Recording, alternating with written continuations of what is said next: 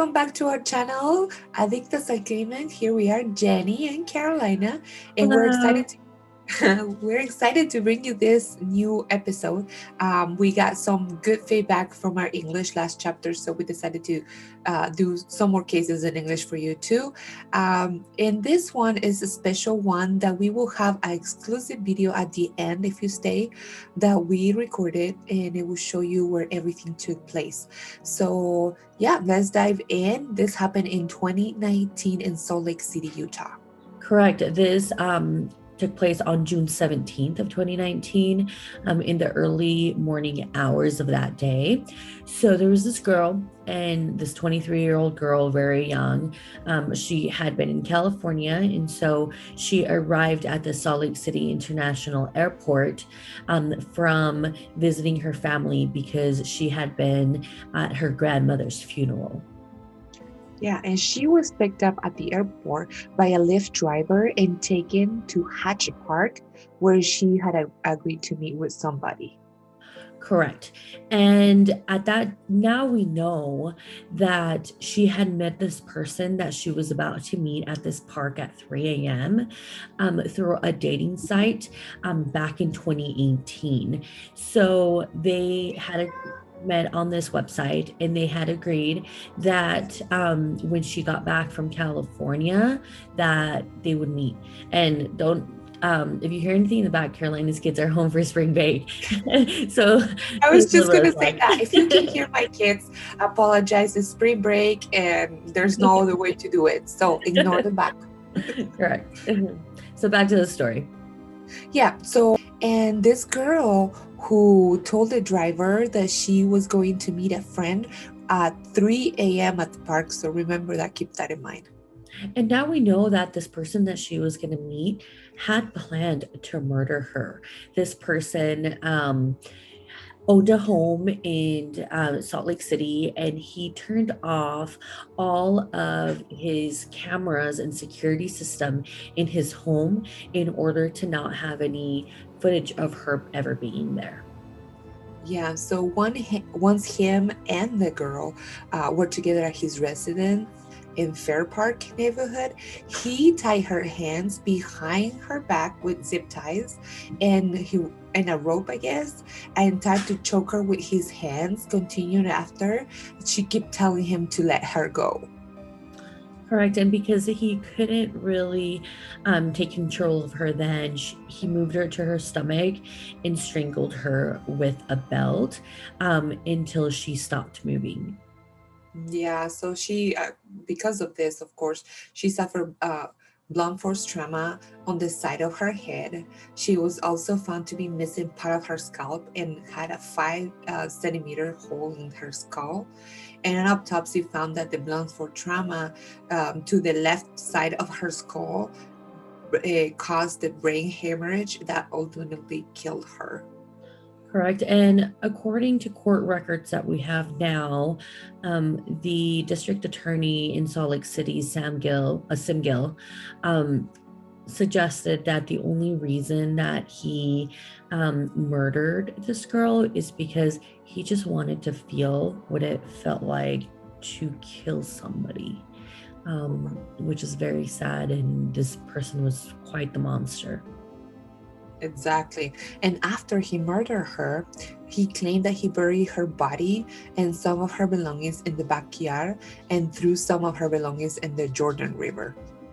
Correct. And then the next day, he actually burned her body and put her in his backyard. Yeah, so the police, because of this, they came to his house to ask him questions, right? And once he realized that they were asking questions right before they knew exactly where she was at, so what he did is he burned her remains and he dug him up and took him to the Logan Canyon. And there is where he buried her. Correct. So we've been telling you this girl and this person, but who was this person that was murdered. Her name was Mackenzie Lueck. She was a 23-year-old girl that was raised in El Segundo in the LA County in California. And she had an older brother and a younger brother. So she was the middle child and the only girl. Yeah, she also attended Segundo High School, where she was on the swimming team and on the water polo swim team. Correct. She was in Utah because she was going to the University of Utah where she would major in nursing. Luick was also part of a sorority, and she just really wanted to have a career in health science. And she was living her college life trying to make it the best as possible. Yeah, so she planned to on graduating on May 2020, and she was also raised Mormon from the Church of Latter-day Saints, and she was also a sugar baby, and we will explain a little bit what that is. So, for those of you who haven't heard this term before, there is this term where there's a sugar baby and a sugar daddy. So, a sugar baby is a younger female, well, usually female, who maybe is in college or is tight on money. And a sugar daddy is a man that's usually older who is better off and has additional money in order to be able to share with the sugar baby. So, usually, the sugar babies either do favors sexually for these older men, or they give them company or whatever their term agreements are.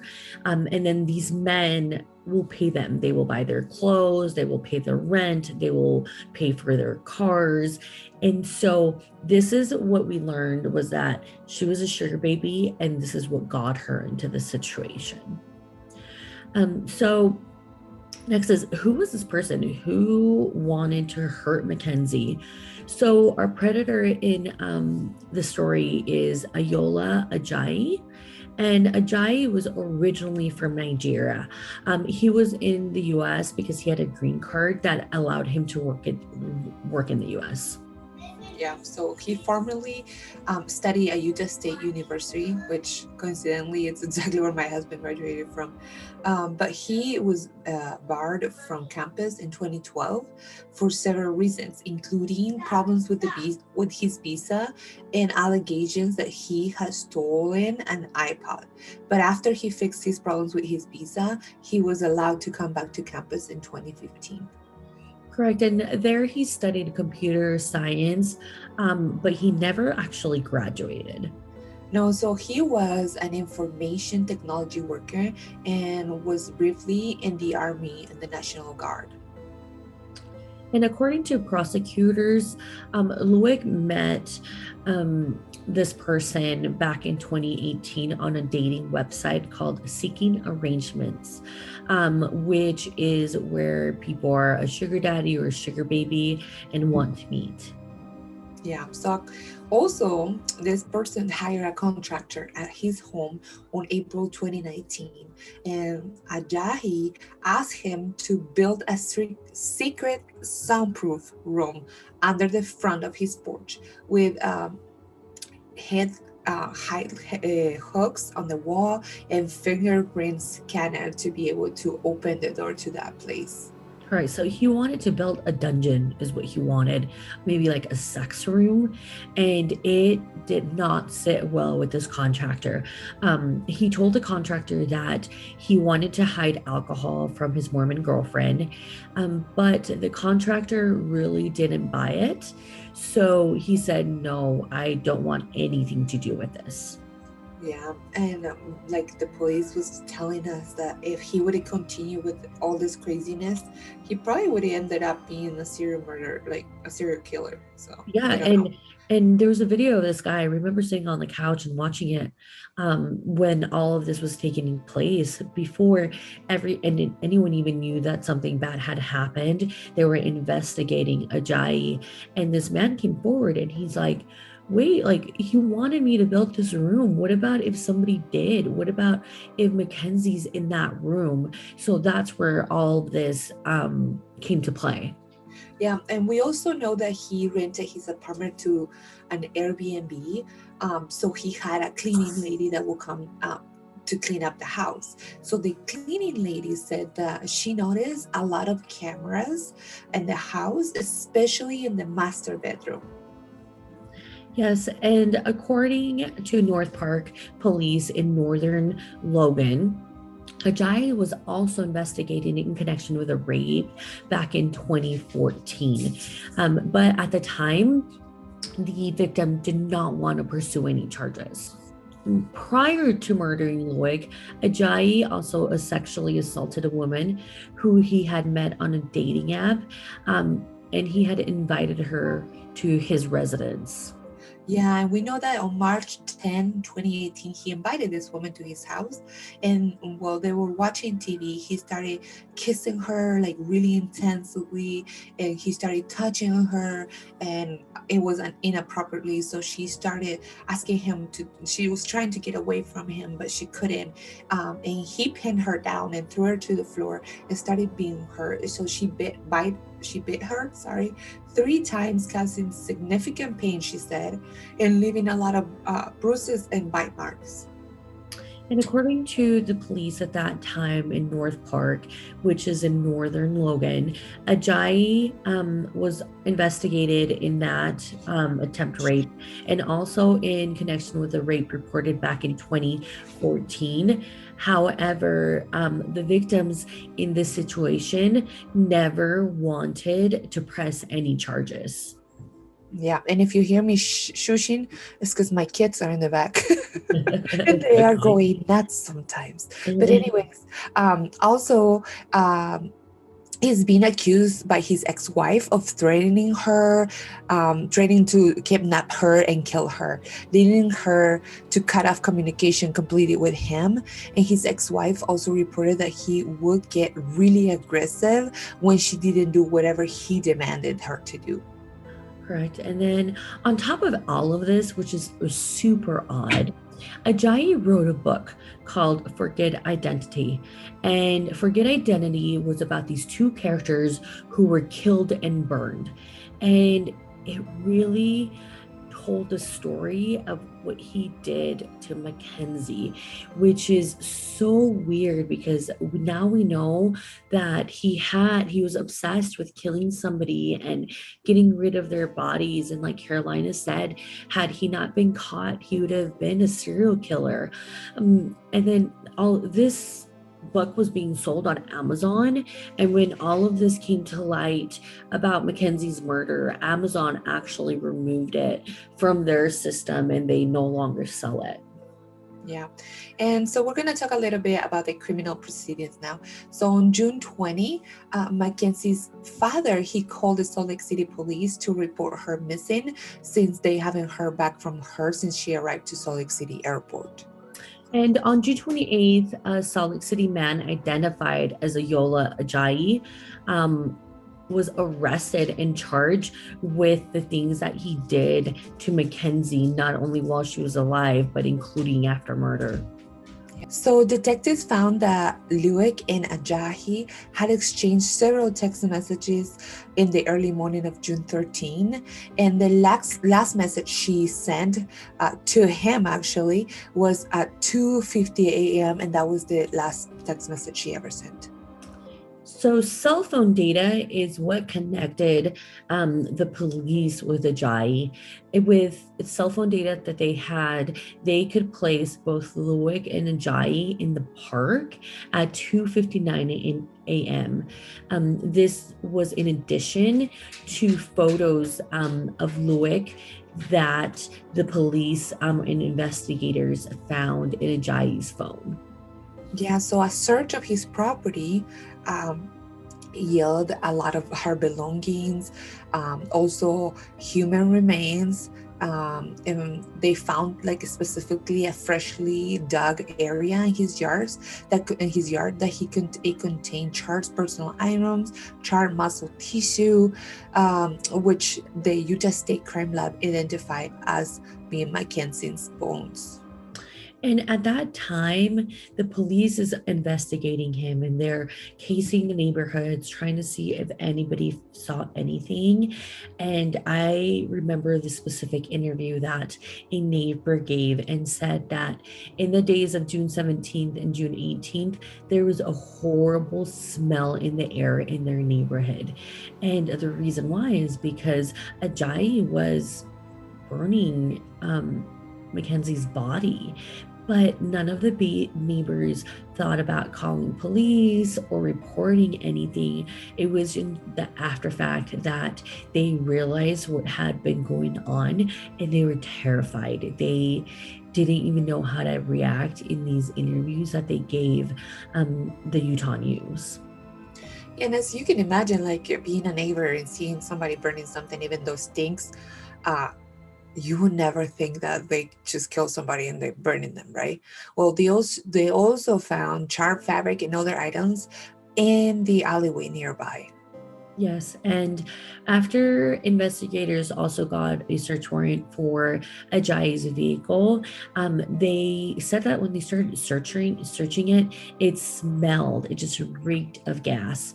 And they also found a gas container, and this red gas container was similar to one that he purchased at 9 a.m. on June 17th, which they have record of. Yeah, and so after being arrested, Ajahi told his attorney where Mackenzie was, where he buried her. And the attorneys then worked with the prosecutors to find the body of Mackenzie. And on July 5th, so this is like weeks later, the family doesn't know where she is, and there was intense searches for her. On June 5th, her body was actually recovered in Logan Canyon. While they were searching for her at the canyon, they found recently disturbed ground off the main road in a wooded area. And there, in a shallow grave, that's where they found her charred remains. And from these charred remains, the medical examiner determined that it was Lueck. Yeah. And according to the Salt Lake City District Attorney Simi Gill, a Jahi phone record placed him in the Logan Canyon between on June 25th between 2:30 p.m. and 4:30 p.m. So the trial for Lueck for her murder was originally set for March 12th of 2020, but it was postponed so that the prosecutors could have more time to go through the evidence and give Ajayi a defense attorney. Yeah, and there was a 3-day preliminary hearing that was set for October 28, 2020. On October 7th, 2020, Ajayi actually decided to plead guilty. He pleaded guilty in her murder and what he did to her body. In connection with actually everything that happened for her death. Yeah, so in exchange, the prosecutor dropped the charges of aggravated kidnapping and obstructing justice and removed the possibility of the death penalty. So he got a deal.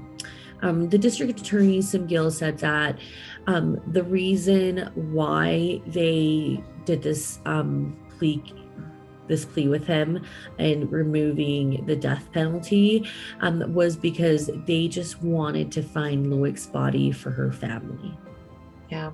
So on October 23rd, the third district judge, Bernice Tris, I think it is, sentenced Ajayi to life in prison without the possibility of parole. So he's never going to get out again. And on top of that, they added an extra 5 years for all of the burning and moving of Lueck's body. So he apologized to the in court. Through Jill. Yeah, he apologized in court, and so they try to tell the media this, but really nobody really believes him. Yes, Lueck's parents gave a statement at that time saying that this was a nightmare, that it was their only daughter. She was a great person. She was kind-hearted. She was just starting her life, and them living through this nightmare was just horrible, that the person that took her away from them was just an absolute monster. And she was young. She was looking forward to her life. Everybody makes bad mistakes. And in society now, being a sugar baby, being a sugar daddy, it's more common than what we think. And these girls maybe were raised in an environment that was very strict. And once they're away from their families, they try to be as rebel as possible or do things that they were never allowed to do. So even though she took the wrong decisions, she was a person just like you guys and us, she just made the wrong decision. And we've all been young. We've all thought that we knew better than our parents or better than what people told us. So her family was just torn. Yeah. So we know that he was also charged in March 2018. So Ajayi actually pleaded guilty in this case of what he did to this woman prior to murdering Mackenzie. And on October 7th of 2020, he was sentenced to an additional 15 years in prison for that crime. Yeah, so he was also charged with 19 counts for exploitation of a minor, but I can't say the other word, so you can. Yeah, we get censored on YouTube. Sorry. You want to get censored. Yeah. So these charges came about in August of 2019 after police were able to go through Ajayi's home for the search warrant that they had for Mackenzie's case. And there is where they found numerous pictures of children. Yeah, so those children were allegedly in between ages of 4 and 8 years old. So you can just imagine. And during a preliminary hearing in regard to these pictures, it was scheduled to be held on October 1st in 2020. But Ajayi pleaded not guilty in connection to these charges back in October in 2020. So the charges for this were dismissed after he pleaded guilty to Mackenzie's murder and to assaulting another woman. I think it's because it doesn't really matter anymore because he's in jail forever. But we do want to say that, especially in young women right now, the new thing is dating through an app, which we all understand. But I always think that the person that's on the other side can lie to you and say it's whatever. And if you're going to meet with somebody that you met on an app, please do it in a public place at a normal time, not 3 a.m. And try to tell somebody, if you can bring somebody with you, do it. Like, take all the precautions, because things can happen, always can happen. But in this case, sometimes it's worse because those people think that because they are like, they don't really know you, that they can get away with anything. And this hit home a little bit because around this time and a little bit before that, I was single and I was on dating apps, and I actually met my boyfriend through Tinder. And so I remember talking to Caroline about it, and she'd be like, send me an address. Where are you meeting? Give me details. I need to know where you are. And so at the time, I didn't really think much of it. I was like, it's daytime. It's fine. It's light outside. But you never know what kind of monsters there are out there. And if you're a parent or you're a young person dating, please warn others too, and be careful yourself, because sometimes you're just in the excitement of meeting somebody new and maybe somebody that said nice things to you. But those precautions always need to be made. It's just, there's no way around it. You have to be cautious. Not everybody is going to be a good person. Exactly. And if you stay right now, we're going to show you, like we said, the exclusive video that Jenny is going to take since she lives in Salt Lake City. And we hope that you like it. Stay tuned for next episode. We're not sure when the next English episode will be, but it all depends on you. So if you like it, leave us a like, subscribe, and leave us a comment. We do read all the comments and we try to reply to all the comments. Thank you for your support, and we'll see you next time. Thank you. Have a great weekend. Bye. Here we are at Hatch Park in North Salt Lake City. This is the park where Mackenzie met Ajayi, and this is where the Lyft driver dropped her off. And the reason why they met in this park is because here across the street is where Ajayi's friend lived, and this is actually the same apartment where he was arrested.